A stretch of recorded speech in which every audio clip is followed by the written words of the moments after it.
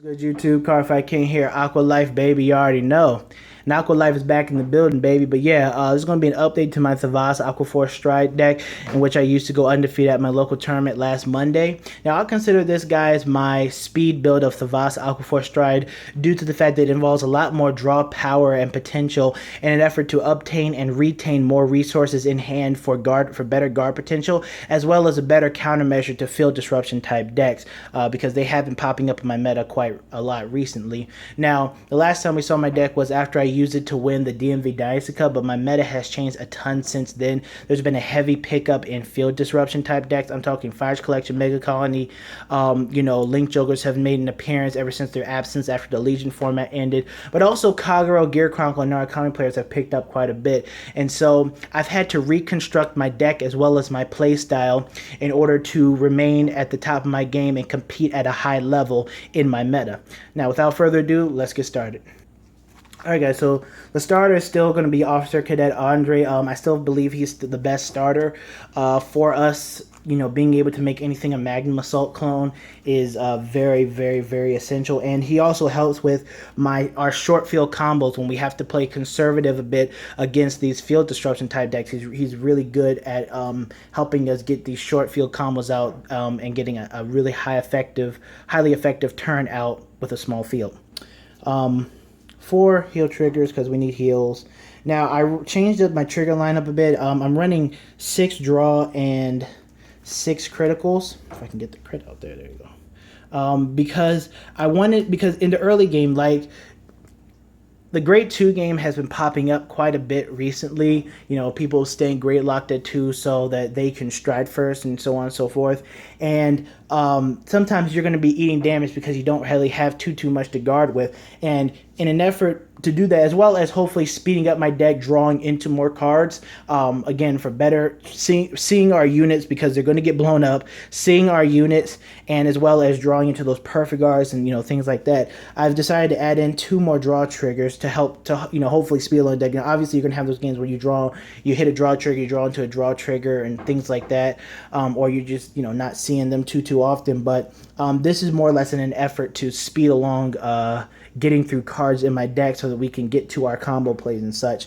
And it's actually helped in the Grade 2 game. Hitting a draw trigger if your opponent and you are playing the Grade 2 game just adds another card to your hand. You go up 1 more card than they do, so that means that you have more attackers or another card to defend against their poke attacks. So yeah, that's the trigger lineup. Let's get into Grade 1. Alright, guys, so for Grade 1s, I run the Unflipping Perfect right now because I play a little bit more defensive. I don't like to take too much damage, and sometimes I find myself like, dang, I have like 2 damage, but they're both flipped over, and so this guy's just good to unflip.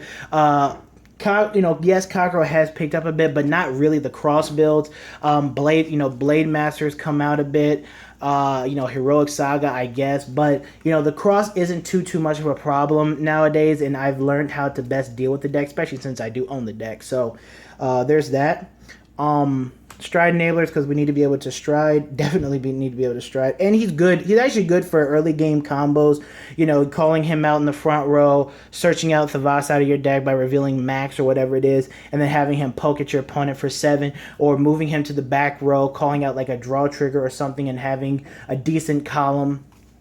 Early game is pretty good. And, again, establishing a booster on the field early game is also good as well. 3 copies of Stacia. Yeah, I moved down from 1 copy of her. I moved down 1 copy of her to run 2 copies of Orthia. The reason why I moved down a little bit is because, she's been getting, sent back, blown up, and things like that. And yeah, she's a very, very good card, but my opponents have a hard time with her nowadays because they can't like pinpoint get rid of her, so to speak, unless they use like a root flare if she's in a root flareable column or a big crunchable column. Other than that, she's usually there on the field. She's there to help me reach the 4th battle, and she's also a decent booster to establish early game as well. And she actually won me a game too. I put a double crit on a Sabre Flow Sailor with her boosting, and my opponent had to use all the cards in his hand to guard like a 25k Sabre Sailor. Then I was able to use her skill to restand her, and then swing again for 13k and 3 criticals, and I was able to actually take the game from there. So she's definitely putting in a lot of work. So yeah, all right, on to grade 2. All right, guys. So for grade 2, you already know the stars. Tidal Assault, just an amazing card. He makes our grade 2 game that much better. Being able to swing twice for 9k or better is absolutely amazing. 4 copies of Magnum Assault, still one of the best grade 2s in the deck. Obviously, Magnum Assault just makes a lot of combos in the deck flow so much better. Lambros turns go much better. This guy is just an amazing card. I went down to 2 high tie snipers because him and Orthia do compete for soul, and I don't usually get those 2 on the field for that 3 soul combo with them. But I wanted to add in another Orthia and have different usages for the soul a little bit more often, especially if I don't see him too often. I want to have her on the field so that I can do different combos that do involve using the soul. So 2 high tie snipers is still very good. I see him when I need to see him. I time him. If I can time him correctly and get those nice pressure plays off before he goes away, amazing. And then she is like one of the MVPs. 2 Sabre Flow Sailors. I keep thinking I want to increase her to 3, but I think 2 is fine right now for that balance of power and pressure and draw. Now again, like I said, this is more of a speed build. This involves a lot more draw, and she's there because after the 4th battle. After the fourth battle of the turn or more, when she attacks a Vanguard, after that battle, you can retire her and you get to draw 2 cards. But, she makes your Tidal Bore turns a lot better. If you hit with Tidal Bore, you get to draw, any power to her goes. And even if she just swipes to the Vanguard and doesn't hit, with Thavas' skill, you're still able to, pick 3 and your opponent chooses one to retire or pick 2 or however many you can. And so it's essentially like like she's hitting a unit without hitting a unit essentially, and then you're going to get to draw off of her. But another fact is that she removes herself off of the field so that when we do our little short field combos, and I'll make a video on the types of short field combos I like to do, when we do our short field combos with her, she'll leave the field, and yes, that could be dangerous against like Diablo if we're gonna get Diablo, but you gotta prepare for that. But when she leaves the field, that means we're gonna have like probably 1 or 2 cards left on our field, and and then we're gonna have more cards in hand. So after like a triple drive, and we use her skill, we're adding 2 more cards. So we're adding 5 more cards back to our hand, even though she's going away. So she's been an all-star. She's been able to draw, have me draw into key cards like perfect, like well-timed perfect guards, 10, even drawing into your triggers, drawing in those 10k shields can help in certain situations. So I do recommend you guys definitely trying her out, definitely playing her, because she just has such a big upside to the deck. All right, on to grade 3. All right, and for grade 3, guys, it's fairly simple. 4 copies of Max still. Now, I'm probably going to try out maybe 1 copy of Glory again or 2 copies of Glory, but I'm not too keen on Glory, as you guys know, but Max is still really good. His combos with Stacia, his combos even with Sabre Flow Sailor, when you go into your Lambros turns or Tidal Bore turns or things like that, he still has a lot of combos that he can do with a lot of cards. He works really well with a lot of cards when he's on the rear guard circle to give them the extra power, to give them the ability to hit certain units or other units on my opponent's side of the field. And so he's just a very, very, very good card. And again, you can play a lot of different mind games with him, especially with a combo with him and Stacia or other cards on like a Lambros turn or something like that. So definitely a really good combo card. And then 4 copies of, my favorite. He's probably my favorite Vanguard right now, Thavas. This is like one of my favorite cards. I love him too much. Again, his Silent Tom ability won me a game against one of my boys I was playing with in tournament play. He only had 1 grade 1 in his hand and a 10k shield, and I was able to force the grade 1 out of his hand on an attack. And then the 10k shield, he was a Silent Tom, but he got the extra crit. My opponent only had a 10k shield in his hand, and so he couldn't guard, and I was able to take the game. But again, this guy is just amazing. On stride, his ability to retire, again, his ability to retire when she swings on like the 4th battle is amazing. He makes her able to pseudo hit a unit on the field, and then we get to use her ability to retire and draw two cards. So you know, he also helps the deck combo so much better than a lot of other Vanguards we have. But yeah, let's get into Stride deck, because that actually changed as well.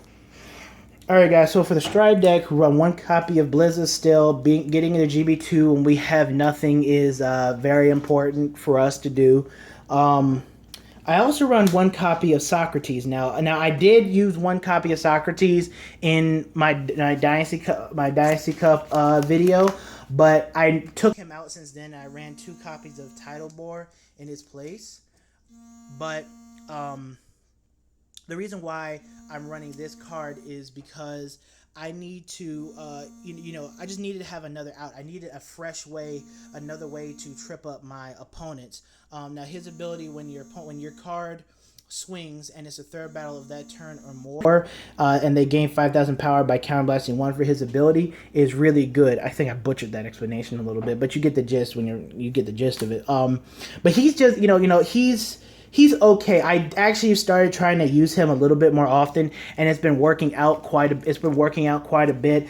Sometimes your opponent hits a trigger and your 11k grade 3 in the front row can't hit, but on the 3rd battle of the turn, you know, it gains plus, you know, it'll gain plus 5k for a counterblast, so you'll be able to at least force out an intercept or force out a shield in your hand or even a damage. Also, her, you know, she'll be swinging for 8k on an 11k and it's probably not going to hit. Well, through his ability, she'll be able to swing on that, like that 4th battle, swing for 13k, force out again an intercept, a shield, or a damage. And then Thavas' skill will go off. She'll get rid of another. You can get rid of another unit, and then you know, she can retire, and then you'll draw 2 cards. So again, there are a lot of ways for her to combo within this deck, and that's another reason why I like Socrates. And then 2 Tidal Bore as always. Tidal Bore is really good just to, you know, if it hits, draw a card. Just really good on hit pressure. And then obviously the greatest. 4 copies of Lamby Bamby, Lambros, Lord Lambros, as some people call it. He's still our best finisher card. There are some times that you can trigger him too early and mistime his turn, and then be short. Then only have 2 other copies of Lambros to use. Now, I'm going to do a video on pulling the Lambros trigger because sometimes I get into a bad habit of messing up as well with him, where I time my and probably I think you saw this in my game against my brother when I was playing against his brawlers. I had timed my Lambros turn. I should have gone into Tidal Bore or something else, but I went to Lambros because I felt I was in the corner. I needed to catch up. Sometimes you need to just grit your teeth, go into Tidal Bore and get stuff off, because a Lambros turn with them having a lot of damage, you know, if they take some damage and they hit some triggers, it can really decrease the effectiveness of your Lambros turn. As great as he is, there are times when you do have to grit your teeth and not go into him and time him correctly. So I will be making a video on, you know, pulling the Lambros trigger and timing him correctly in certain situations. But yeah, that's been the deck profile, guys. Hope you guys enjoyed it, and I will get to making the other videos for it probably in a few. All right, Cardfight King, I'm out. AQUA Life, baby.